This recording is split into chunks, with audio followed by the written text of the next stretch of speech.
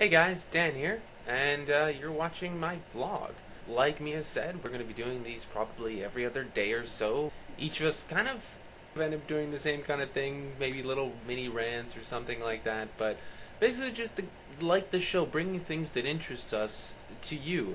And maybe in this format we can be a little more personal, or I could bring something that maybe, be a little less professional, but still something that I'm very passionate about. And again, bring the subject to you guys.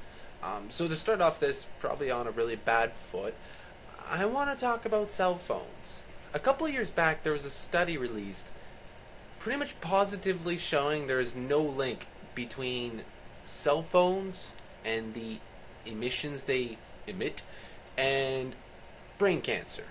The only thing the study even showed was that just simply having the cell phone up to your ear for prolonged periods of time could, of course, cause maybe some actual damage to your ear, but that's strictly from the heat. The radiation that cell phones emit cannot interact with the human biology. It's not the case of, it's not like a microwave on the wavelengths are not compatible with humans.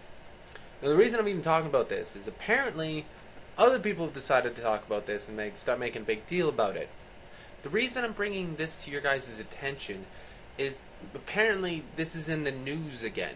Even though, like I said, a study was released that actually looked at 300,000 Danish people and their cell phone use, and again, found no link at all between brain cancer and cell phone use. Apparently, watchdog groups over in the States and in Europe are calling for cell phone makers to actually put on labels showing the amount of radiation they're emitting.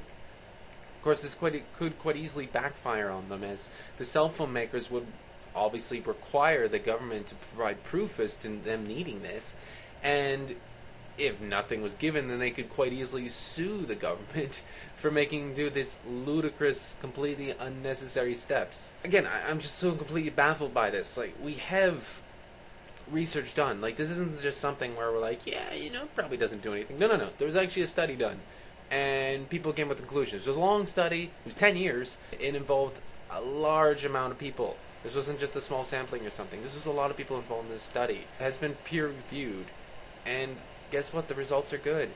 So why is this being brought to our attention? And why am I even talking about it? Really, I don't quite know the answers. Like, why do we keep bringing up these subjects and beating these dead horses that clearly have nothing to do with anything anymore? I'd really like to know, and I'd really like to hear some of your guys' thoughts on this. If this is something we actually need to take another look at, I feel, of course, the research has been done, and that we should actually be looking at that and then basing our future policies on actual scientific proof. I know governments don't really have a good track record on basing policies on science, but we can hope. Let me know in the comments down below what you guys are thinking, and I guess I'll see you on Friday.